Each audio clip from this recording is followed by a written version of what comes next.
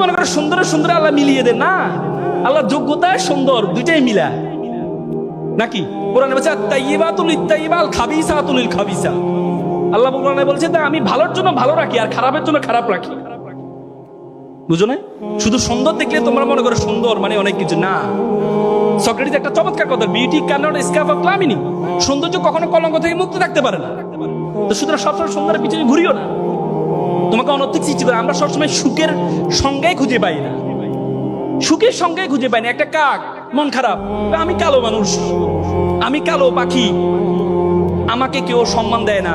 সবচেয়ে সুখী পাখি মনে হয় টিয়া পাখি। তো কাকে একদিন টিয়া পাখির কাছে গেছে তার সুখের সংজ্ঞা শোনার জন্য। টিয়া পাখি, আহা তোমাকে মানুষ, আমার মনটা খারাপ, আমাকে কেউ পাত্তা দেয় না। আমি পৃথিবীর সবচেয়ে ভালো কাজ করি, ময়লা আবর্জনা দূর করি, কিন্তু আমাকে কেউ পাত্তা দেয় না। কিন্তু তোমাকে মানুষ সবসময় আসলে, আমি বারান্দা আসলে মানুষ আমাকে দূর দূর করে দাঁড়িয়ে দেয়, আর তোমাকে আসলে মানুষ কাছে নিতে চায়, সেলফি তুলতে চায়। তুমি অনেক সুখী। সে বলে কে বলেছে আমি সুখী? হ্যাঁ তুমি সুখী। কে বলেছে আমি সুখী? আমি কিভাবে সুখী হই? আমাকে মানুষ, আমি বারান্দায় কোথাও যাবো স্বাধীনভাবে চলতে পারি না, মানুষ আমাদেরকে ধরে ফেলে, ধরে খাঁচার মধ্যে বন্ধ করে ফেলে।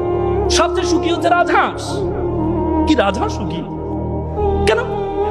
রাজহাঁস দেখো কখনো বের হচ্ছে, কখনো আবার ঘরে যাচ্ছে, কত ভালো। কাক বলে তার রাজহাঁসের কাছে যায়, রাজহাঁস সাহেব শুনলাম আপনার নাকি খুবই সুখী।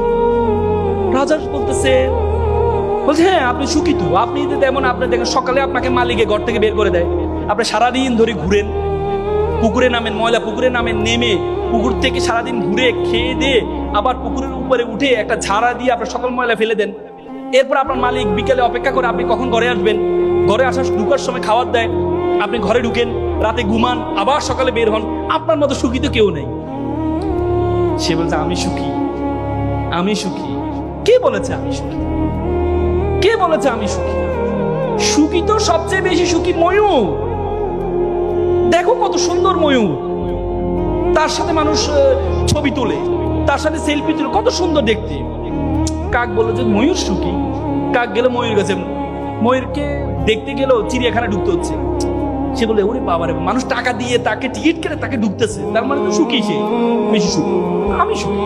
যে স্বেচ্ছাসেবী পাখি, তুমি তো সবচেয়ে সুখী, তোমার কোনো ঝামেলা নেই, তোমাকে কেউ আটক করছে না, তুমি স্বাধীনভাবে ঘুরে বেড়াও, মানুষের জন্য কাজ করে যাও, তোমার মধ্যে সবচেয়ে বেশি সুখী হচ্ছে তুমি।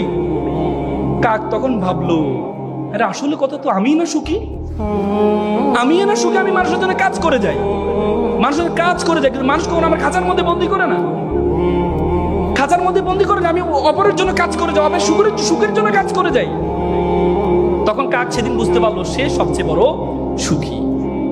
আজকে যারা তোমরা সুইসাইড অ্যাটেম্প নাও, যারা সুইসাইড অ্যাটেম্প নাও যে তুমি সুখী না, তুমি সুখী না, তোমরা সবসময় চিন্তা করো। জাপানে একটা বই আছে, তোমরা বইটা অবশ্য পড়েছো, ইংল্যান্ডের একজন নাগরিক, তিনি জাপানের লারা হার্ভে, তিনি জাপানে চাকরি সুবাদে ছিলেন, তিনি একটা বই লিখেছেন, বইটা হচ্ছে কাইজান। সে কাইজান বইয়ে তিনি কিছু গুণের কথা বলছেন, জাপানিরা কেন সুখী। সেখানে একটি গুণের কথা বলছেন ইকিগাই। ইকিগাই মানে pursue what you can do the best, করো যেটি তুমি সবচেয়ে ভালো জানো, করো যেটি তুমি সবচেয়ে ভালো জানো। আর দ্বিতীয় আরেকটি বলছে পোমোডোরো।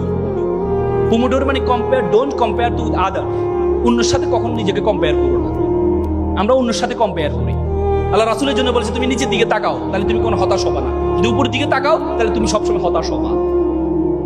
একটা বিল্ডিং এর 11 তলা একটা শিশু বারান্দা দিয়ে তাকিয়ে আছে, আর নিচে একটা রাস্তার শিশু, সে খেলছে, কাদা দিয়ে খেলছে। উপরে নিচের শিশুটা চিন্তা করছে, ইস আমি যদি তার মতো নতুন পোশাক পরে 11 তলায় থাকতে পারতাম। আর উপরে শিশুটা বলছে, ইস আমি যদি তার মতো এভাবে স্বাধীনভাবে নিচে খেলতে পারতাম। তার মানে আমরা অন্য দিকে তাকাই, তুমি কখনো অন্য দিকে তাকাবা না, তাহলে তুমি কোনো সুখী হতে পারবা না, তুমি অন্যের সাথে কোনো তুলনা করবা না।